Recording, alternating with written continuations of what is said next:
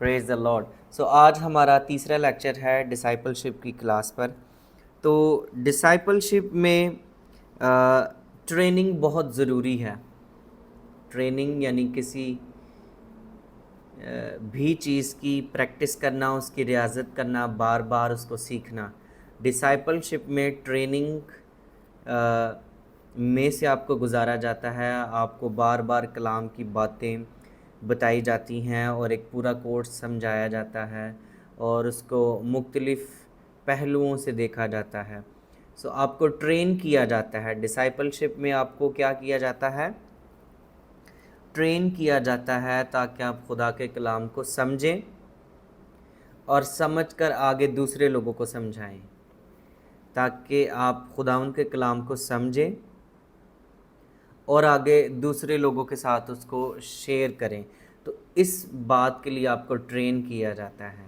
समझना बहुत ज़रूरी है खुदा के कलाम को, और फिर आगे दूसरे लोगों तक पहुंचाना, दूसरे लोगों तक शेयर करना। राइट। सो डिसाइपलशिप में ट्रेनिंग का होना बहुत ज़रूरी है। तीन हवाले आप लिख लें। लूका की अंजील 8 बाब की 18 आयत, मरकस की अंजील 4 बाब की 24 आयत, रोमियो का ख़त 10 बाब की 17 आयत। तो इसमें से एक हवाला कोई भी निकाल के, जिसको जल्दी से मिल जाता है, पढ़ सकता है। मरकस वाला निकालते हैं। मरकस, चलें, लूका मेरे सामने आ गया, लूका वाला निकालते हैं। लूका 8 की 18 निकालते हैं। लूका 8 की 18 में लिखा है, बस खबरदार रहो कि तुम किस तरह सुनते हो, क्योंकि जिसके पास है उसे दिया जाएगा। बस खबरदार रहो कि तुम किस तरह सुनते हो। बस खबरदार रहो कि तुम किस तरह से सुनते हो और उसको किस तरह से समझते हो। जो कुछ आप सुनेंगे वही आगे आप दूसरे लोगों को सुनाएंगे। तो डिसाइपलशिप में हमारे लिए ये बहुत ज़रूरी है कि हम किस तरह से सुनते हैं। सुनना एक वो चीज़ है जो आप सीख रहे होते हैं। तो अभी हम खुदावंद के कलाम को सीख रहे हैं, तो आपने ये देखना है कि हम कैसे सुन रहे हैं, क्या सीख रहे हैं हम। जो कुछ हम सुन रहे हैं क्या वो कलाम के अंदर है। तो आपने बड़ी गौर के साथ इन सारी बातों को सुनना है और फिर समझना है। आमीन। डिसाइपलशिप यानी आपको एक ट्रेनिंग में से गुजारा जाता है। आपको बार बार किसी चीज़ की प्रैक्टिस करवाई जाती है, आपके साथ शेयर किया जाता है और फिर आप उसके ऊपर ख़ुद काम करते हैं। ट्रेनिंग में से आपको गुजारा जाता है, सिंपली अगर आप डिसाइपलशिप को कहें तो। सुनना जो है, मैं समझता हूँ सुनना और समझना और फिर ट्रेनिंग हासिल करना, ये भी खुदावंद की तरफ से है।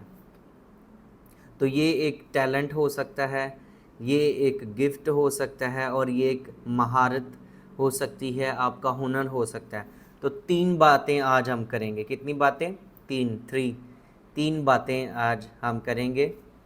Number 1 talent, number 2 gift, spiritual gift, और नंबर 3 स्किल यानी हुनर या महारत जिसे आप कह सकते हैं। तो टैलेंट जो है, जब आप पैदा होते हैं तो आपके अंदर कोई ना कोई टैलेंट होता है ना। जब आप फैसल, मैं क्या कह रहा हूँ मुझे बताइए ज़रा, मैंने अभी क्या कहा है?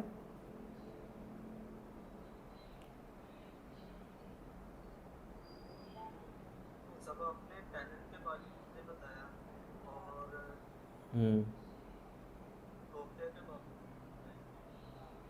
और हुनर के बारे में टैलेंट जो है, तीन बातें आपने ये बताई। हमारे अंदर जब हम पैदा होते हैं तो हमारे अंदर मौजूद होता है। आप ये कह सकते हैं कि ये नेचुरल बर्थ जब हमारी होती है तो हमारे अंदर कोई ना कोई टैलेंट छुपा होता है। राइट। लेकिन जो स्पिरिचुअल गिफ्ट है वो जब हम नए सिरे से पैदा होते हैं तब हमें मिलता है। आमीन। बात की समझ लग रही है? आई थिंक रोमिस भाई को समझ लगी है। टैलेंट जो है, जब जब हम पैदा होते हैं जिस्मानी तौर पर, तो कोई ना कोई टैलेंट सब में होता है, लेकिन गिफ्ट जो है वो तब हमें मिलता है जब हम नए सिरे से पैदा होते हैं।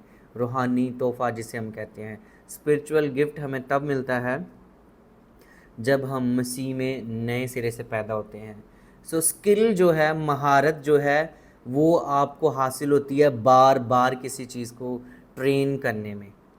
तो अभी आपको हम ट्रेन कर रहे हैं, आपको स्किल सिखाया जा रहा है कि कैसे आपने खुदा के कलाम को सुनना है और आगे पहुंचाना है। ठीक है, कई लोगों को आपने देखा होगा वो बचपन में ही उनके पास तोड़ा होता है, वो कलाम सुनाना शुरू कर देते हैं, गीत गाना शुरू कर देते हैं। कई लोगों के पास बचपन में ये टैलेंट होता है, वो चोरियां करना शुरू कर देते हैं, राइट।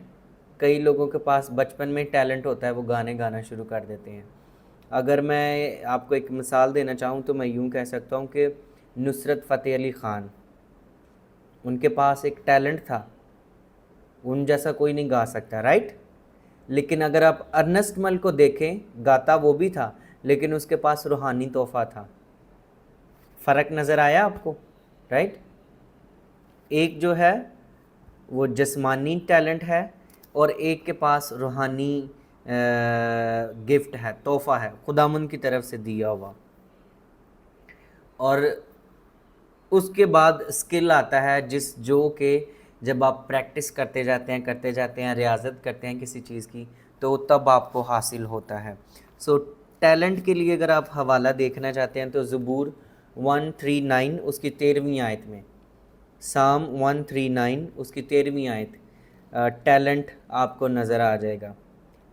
सो टैलेंट जो है वो नेचुरल बर्थ में हमें मिलता है, लेकिन जो रूहानी गिफ्ट है वो पहला करंथियों 12वें बाब की 13वीं आयत में आपको नज़र आएगा कि किस तरह से रूह तो एक ही है, लेकिन वो हर किसी को कुछ ना कुछ डिफरेंट बख्श देता है। एक ही रूह होता है, लेकिन वो किसी ना किसी को उसकी लियाकत के मुताबिक चीज़ें जो है वो बख्श देता है। So talent, gift and skilled. So discipleship जो है वो एक ट्रेनिंग का नाम है, जिसमें कि आपके स्किल्ड को और ज़्यादा चमकाया जाता है, जिसमें आपके गिफ्ट को और निखारा जाता है, जिसमें आपके टैलेंट को और निखार दिया जाता है। तो ये सारा प्रोसेस कहाँ पर होता है, किस में रहकर होता है? डिसाइपलशिप में रहकर होता है। ठीक है, तो ये 3 चीज़ें हैं जो कि आज मैंने आपके साथ शेयर करनी थी। अच्छा, स्किल जो है ये खुदावंद की तरफ से दिया नहीं जाता, बल्कि ये खुदावंद की तरफ से सिखाया जाता है। टैलेंट जो है वो बाय बर्थ आपको दिया जाता है, गिफ्ट जो है वो आपको रूहानी तौर पर जब आप पैदा होते हैं फिर दिया जाता है। स्किल जो है, महारत जो किसी चीज़ में हासिल करनी है, ये आपको सिखाया जाता है। तो आज हम क्या कर रहे हैं, हम खुदावंद के कलाम को सीख रहे हैं और सुन रहे हैं, राइट। बस गौर करो, ख़बरदार रहो कि किस तरह से सुनते हो। तो हमने ये भी देखना कि हम क्या सुन रहे हैं और क्या देख रहे हैं और क्या पढ़ रहे हैं, राइट। हम किस चीज़ की ट्रेनिंग हासिल कर रहे हैं। सो आपके साथ आज मैं उनको 4-5 बातें शेयर करूँगा। गलतियों 5 diligent step of discipleship, 5 to 6 diligent step of discipleship. जिस जगह पर डिसाइपलशिप नहीं है वहाँ पर चर्च का फ्यूचर नहीं है। अगर आपके चर्च में डिसाइपलशिप नहीं है, नेक्स्ट जनरेशन नहीं है, तो आपके चर्च का कोई फ्यूचर नहीं है। आपने अपने इर्द गिर्द ऐसे लोग देखे होंगे कि पहले जी पापा पादरी थे, डैडी पादरी थे, उसके बाद कोई पादरी नहीं बना, है ना। तो चर्च का कोई फ्यूचर नहीं है उसमें। सो जिस जगह पर डिसाइपलशिप नहीं है वहाँ पर चर्च का कोई फ्यूचर नहीं है। ठीक है, कोई और आएगा और उसकी जगह ले लेगा, कोई और आएगा तो वो जो बिल्डिंग होगी वो कोई किसी की नज़र पड़ जाएगी और वो कहेगा अच्छा ये तो फालतू ही पड़ी हुई है, चलो इसको किसी और काम के लिए शुरू कर देते हैं। सो जिस जगह पर डिसाइपलशिप नहीं है उस जगह पर चर्च का कोई फ्यूचर नहीं है, चर्च के पास कोई उम्मीद नहीं है, कलीसिया के पास वहाँ पर कोई उम्मीद नहीं है। जिस जगह पर डिसाइपलशिप नहीं है वहाँ पर चर्च की ग्रोथ नहीं है, चर्च आगे नहीं बढ़ेगा। आप ऐसा भी देखते होंगे कि छोटे छोटे से बिल्कुल चर्च हैं, लेकिन वहाँ पर लीडरशिप है, वहाँ पर डिसाइपलशिप है, और वो बड़ा अच्छा काम कर रहे हैं। छोटा सा चर्च है, 20-30 लोगों का होगा, हो सकता है 80 लोग हों उसमें, हो सकता है 100 बस लोग हों, लेकिन उस चर्च में डिसाइपलशिप मजबूत है, जिसकी वजह से चर्च खड़ा है। सो डिसाइपलशिप जो है आपके चर्च का पिलर है। डिसाइपलशिप क्या है? Preparing next generation is a pillar of your church. Discipleship खड़े करना आपके चर्च की एक बैकबोन है। शागिर्द तैयार करना चर्च की क्या है? बैकबोन है। फाइनैंशियली भी बैकबोन है ना। जो ਤੁਸੀਂ ਇਕੱਲੇ ਹੀ ਆਪੇ ਹੀ 10 ਸਾਲ ਪਹਿਲੇ ਵੀ ਤੁਸੀਂ ਇਕੱਲੇ ਹੀ ਕਲਾਮ ਸੁਣਾਉਂਦੇ ਹੋ, आपे गीत गाते सो, आपे चंदा भी इकट्ठा कर लेंदे सो, तो इसमें कौन सी महारत है? 10 साल गुजरने के बाद भी आप कल ही गीत गा रहे हैं, रब खुदावंद बादशाह है, ओ जलाल दा बादशाह है, तो मैं आप पे ही कलाम सुनाऊंगा, तो मैं आप पे ही गीत गाऊंगा, तो फिर मैं बरकत के कलमात भी आप पे ही कर दूंगा, तो है ना, चर्च का कोई फ्यूचर नहीं है। सबको समझ लग रही है? इसीलिए नेक्स्ट जनरेशन को खड़ा करना बहुत ज़रूरी है। नई शागिर्द तैयार करना बहुत ज़रूरी है। कई बार नए शागिर्द इसलिए भी नहीं हम तैयार करते कि लोग कहते हैं तो मेरे चर्च से कब्जा कर लेगा, जे इनू बहुता कलाम सुनाना आइएगा तो या तो फिर आप ही पादरी बन जाएगा। वही ना ना ना, इसको इनू बहुता स्टेज के अगे नहीं लैके आना, ये तो फिर बाद में कब्ज़ा कर लेगा, बाद में कहेगा अब मैं पास्टर की जगह आऊँगा। ऐसे होता है ना पाकिस्तानी चर्चिज़ में। आई नो दैट, मुझे पता है, मेरा तो तजुर्बा है राइट, दैट्स वाई मैं ये कह रहा हूँ। लेकिन जो अच्छा शागिर्द होता है वो कभी ऐसे नहीं करता और हम आपको इसीलिए इस ट्रेनिंग में से गुजार रहे हैं कि हमने ऐसे काम नहीं करने, राइट। सो जिस जगह पर डिसाइपलशिप नहीं है वहाँ पर चर्च मैच्योर नहीं होगा। ये लिखते जाएं बातें, जिस जगह पर डिसाइपलशिप नहीं है वहाँ पर चर्च मैच्योर नहीं होगा। जिस जगह पर डिसाइपलशिप नहीं है वहाँ पर चर्च के पास कोई डायरेक्शन नहीं है, क्यों किधर ਨੂੰ जा रहे हैं, कोई उनका विजन नहीं है, कोई कुछ पता नहीं है। जिस जगह पर डिसाइपलशिप नहीं है, लेकिन जिस जगह पर डिसाइपलशिप है वहाँ चर्च के पास एक डायरेक्शन है, चर्च के पास एक होप है, चर्च के पास एक विजन है। अगर डिसाइपलशिप नहीं है तो आपके पास कोई डायरेक्शन नहीं है, कोई पता ही नहीं है कि आपने किधर जाना है, किसी को उसकी रिस्पॉन्सिबिलिटी का कोई आइडिया नहीं है। बेतरतीब हुए पड़े हैं बहुत सारे चर्च, बहुत सारी NGOs, क्योंकि वहाँ पर काम करने वाले नहीं हैं। फसल तो बहुत है लेकिन मज़दूर थोड़े हैं। तो इसीलिए हमने डिसाइपल पैदा करने हैं, इसलिए हमने लोगों को ट्रेन करना है। लोगों को क्या करना है? ट्रेन करना है। अगर किसी के पास टैलेंट है तो उसके टैलेंट को निखारना है। अगर किसी के पास टैलेंट नहीं है तो दुआ करनी है कि उसे रूहानी तोहफ़ा मिल जाए, गिफ्ट मिल जाए। अगर गिफ्ट मिल गया तो उसके ऊपर रियाजत करनी है, उसको चमका देना है, उसको पॉलिश मार देनी है। Miss उज़मा, okay. आपको लगता है कि आप जब से ये कोर्स आपने शुरू किया, जब से आप डिसाइपलशिप की क्लासेस में आई हैं, बाइबल स्कूल में आई हैं, आपको लगता है कि आप में इम्प्रूवमेंट हुई है, मैच्योरिटी आई है कोई? जी sir. Okay, thank you, wonderful. आपको लगता है कोई और मुझे बताया कि उसे कोई डायरेक्शन मिल गई है, वो रूहानी तौर पर मैच्योर होना शुरू हो गया है जब से वो क्लासेस लेना शुरू हो रहा है? मैच्योर हुए हैं आप, आपके चर्च का फ्यूचर बन गया है, आपके चर्च की ग्रोथ हो रही है, मिनिस्ट्री निखरी है। क्या क्या आप में से कोई है ऐसा? कोई भी नहीं, राइट। साजिद भाई की मिनिस्ट्री में निखार रहा है, थैंक यू।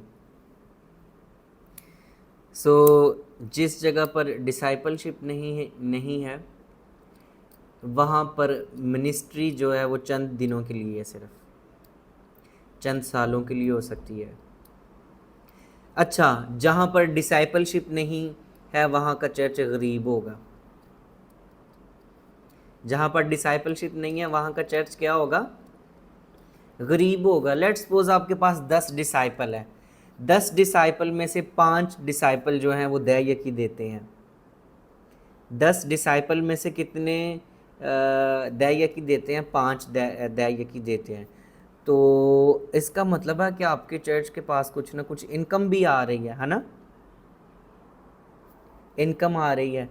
अगर आपने कोई डिसाइपल नहीं बनाया तो कोई भी, फिर आप चर्च के पास कोई इनकम जनरेट करने का कोई सोर्स भी नहीं होगा। तो इसीलिए जहाँ पर डिसाइपलशिप नहीं है वहाँ का चर्च गरीब है। तो कोशिश करें डिसाइपलशिप के ऊपर काम करें और लोगों को इनकरेज करें, दोस्तों को इनकरेज करें कि वो चर्च को सपोर्ट करें। जहाँ पर डिसाइपलशिप नहीं है वहाँ पर चर्च की मैनेजमेंट भी नहीं है ना। बहुत सारे ऐसे काम होते हैं जो कि लड़कों के करने वाले होते हैं, फ्लैक्स लगानी है, कोई लाइट टूट गई है वो लगानी है, ये सारी छोटी छोटी बातें हैं, लेकिन ये सारी डिसाइपलशिप में आती हैं, राइट। चर्च की सफाई करनी है, अगर डिसाइपल हैं आपके पास तो आपको कहने की ज़रूरत नहीं पड़ेगी, वो खुद ही कर जाएंगे आकर, राइट। अगर चर्च में कोई सेमिनार है, चेयर्स लगानी है, चेयर्स उठानी है, डिसाइपल आएंगे, शागिर्द आएंगे, वो खुद ही आकर कर जाएंगे, राइट। आपको टेंशन लेने की ज़रूरत नहीं है, पास्टर को फोकस रहने की ज़रूरत है कलाम पर। सो ये है डिसाइपलशिप के फ़ायदे और नुकसान। अगर तो आपके चर्च में डिसाइपलशिप है तो वंडरफुल, अगर नहीं है तो कोशिश करें स्लोली डिसाइपल शागिर्द पैदा करना शुरू करें, 2-3 लोगों से शुरू करें, है ना, 2-3 लोगों से शुरू करें, फिर आहिस्ता आहिस्ता टीम को बड़ा करते जाएं और देखें कि कैसे आपका चर्च तरक्की करता है, कैसे आपकी मिनिस्ट्री तरक्की करती है। घर में भी आप ऐसे कह सकते हैं, फैमिली में भी हमें डिसाइपलशिप की मेरे ख्याल से ज़रूरत है। बच्चों को ट्रेन करने की ज़रूरत है, ख़ानदान को ट्रेन करने की ज़रूरत है, राइट। सो एक और हवाला देखेंगे,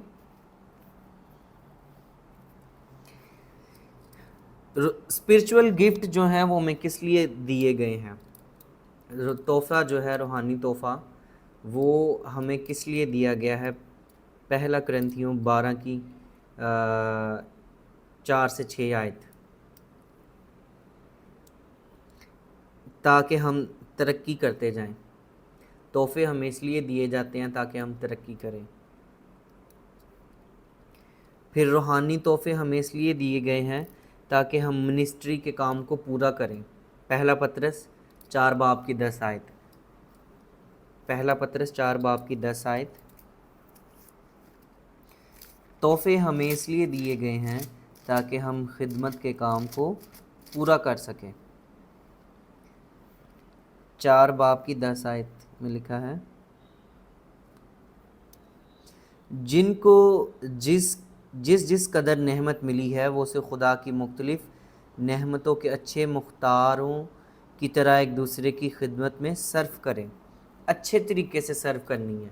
जो तोहफ़ा आपको मिला है, जो नेमत आपको मिली है, उसको अच्छे तरीके से आपने इस्तेमाल करना है, राइट। जो तोहफ़ा आपके पास है तो आपने उसको अच्छे तरीके से इस्तेमाल करना है, अच्छे मुख्तारों की तरह। सो आपके पास अभी तोहफ़ा है कि आप सीख रहे हैं, अभी आप क्या कर रहे हैं, तो आपने अच्छी तरह से सीखना है, आपने अच्छे डिसाइपल बनना है। कुछ डिसाइपल ऐसे हैं जो लेट आते हैं क्लास में, तो वो अच्छे डिसाइपल हैं या कैसे डिसाइपल हैं, वो लेज़ी डिसाइपल हैं। कुछ डिसाइपल ऐसे हैं जो सिर्फ एक क्लास ज्वाइन करते हैं, 2 नहीं ज्वाइन करते, सारे साल बाद आके फिर रोला पा लेंगे मुझे भी ग्रेजुएशन में हिस्सा दिया जाए। सो जिसके पास तोहफ़ा है उस तोहफ़े को वो अच्छी तरह से इस्तेमाल करें। ये तोहफ़ा हमें इसलिए दिया गया है ताकि मसीह यीशु का बदन जो है वो तरक्की पाए। इफिसियों 4 बाब 12 आयत,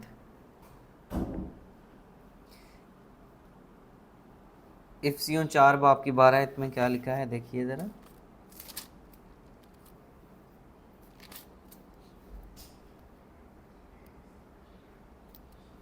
ताकि मुकद्दस लोग कामिल बने और खिदमत गुजारी का काम किया जाए और मसीह का बदन तरक्की पाए। आपको तोहफ़ा जो है इसीलिए दिया गया है, स्पिरिचुअल गिफ्ट आपको इसीलिए दिए गए हैं। टैलेंट्स जो है वो आपके अंदर शुरू से मौजूद है, लेकिन स्पिरिचुअल गिफ्ट, रूहानी तोहफ़े आपको इसलिए दिए गए हैं ताकि आप क्या बने, कामिल बने और ख़िदमत गुजारी का काम किया जाए, ताकि मसीह का बदन क्या पाए, तरक्की पाए। तो आपका जो गिफ्ट है सीखने का, आपने उसमें कामिल बन जाना है ताकि ख़िदमत गुजारी का काम पूरा किया जाए, सीखने सिखाने का काम जो है वो पूरा किया जाए। पहला तीमुथियुस 4 बाब की 7 आयत देखिए क्या लिखा उसमें।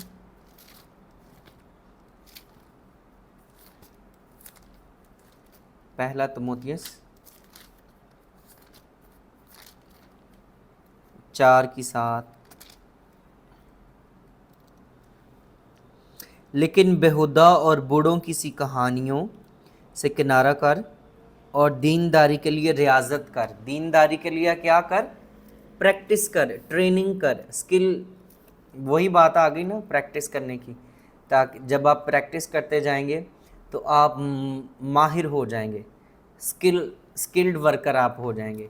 अभी कनाडा ने स्किल्ड वर्कर के लिए वीज़े ओपन किए हुए हैं, ठीक है, जो ट्रेंड लोग हैं।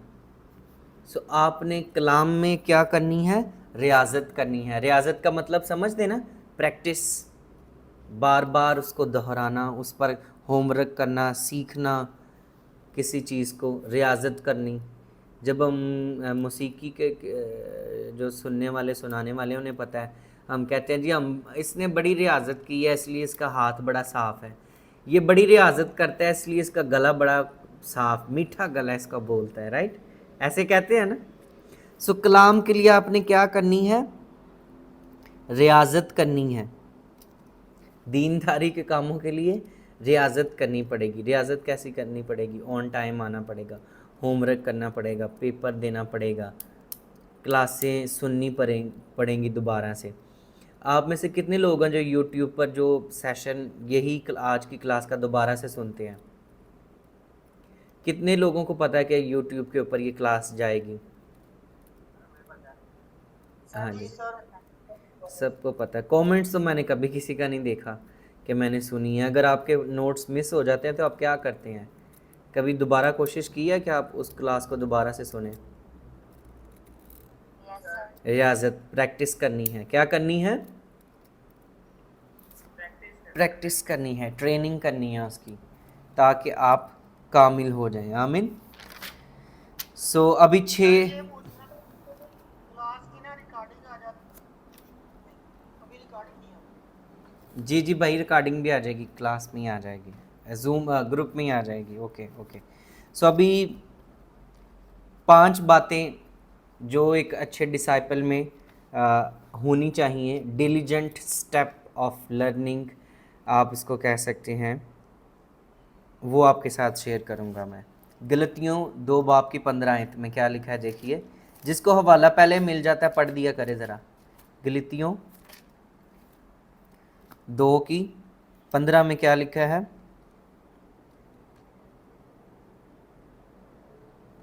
गो हम पैदाइश से यहूदी हैं और गुनाहगार गैर कौमों में से नहीं, तो भी ये जान कर के आदमी शरीयत के अमाल से नहीं बल्कि सिर्फ यीशु मसीह पर ईमान लाने से रास्तबाज ठहरता है।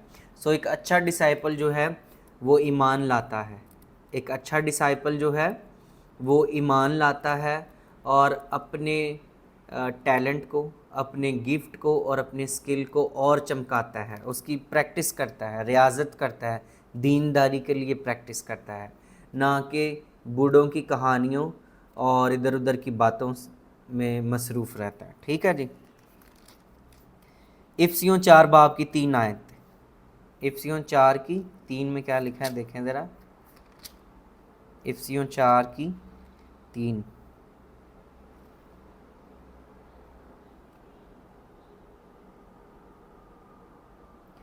और इसी कोशिश में रहो कि रूह की यगानगी सुलह के बंध से बंधी रहे। कोशिश में रहो। एक अच्छा डिसाइपल जो है वो कोशिश में रहता है, क्या करता है, कोशिश में रहता है कि कुछ ना कुछ सीखता रहे, कुछ ना कुछ उसे मिलता रहे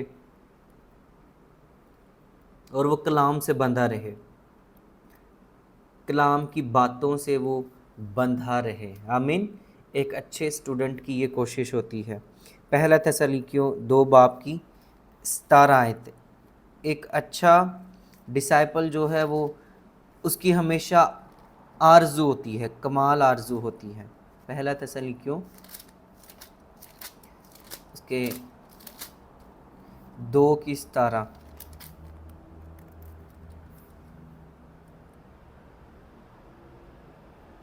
ए भाइयों, जब हम थोड़े अरसे के लिए ज़ाहिर में ना के दिल से तुमसे जुदा हो गए, तो हमने कमाल आरजू से तुम्हारी सूरत देखने की और भी ज़्यादा कोशिश की।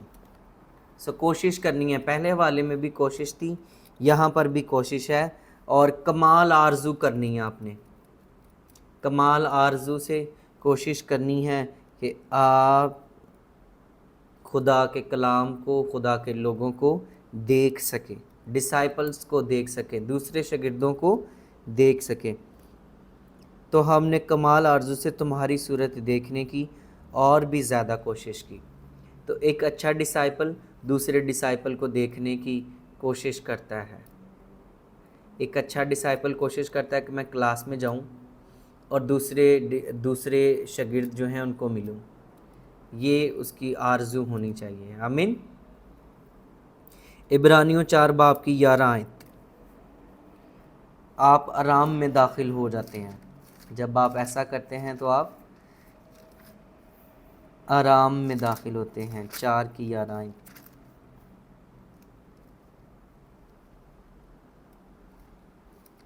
बस आओ हम उस आराम में दाखिल होने की कोशिश करें, ताकि उनकी तरह नाफरमानी करके कोई शख्स गिर ना पड़े। आमीन।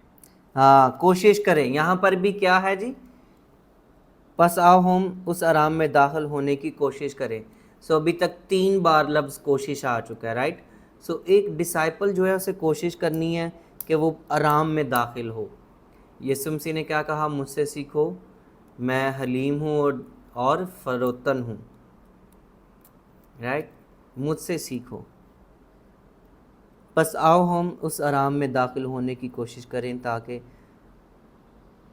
ताकि उनकी तरह नाफरमानी करके कोई शख्स गिर ना पड़े। तो आपने कोशिश करनी है कि आराम में दाखिल हो जाएं। जो शख्स सीखते रहते हैं वो उनका जहन जो है वो पीसफुल रहता है। जो डिसाइपल है वो आराम में है, वो पीस में है। आमीन। लेकिन जिन्होंने पता ही नहीं हो एवं इधर दियाँ उधर हवाले जोड़ जूड़ के आप ही भी बेचैन, लोगों भी कलाम सुना के बेचैन कर देंदा है। सारे महल्लेदारां नूं वक्त पा देंदे ने लोग, राइट। कलाम की 2-3 हवालों को लेकर, ओए तेनों पता है कलाम च ऐसे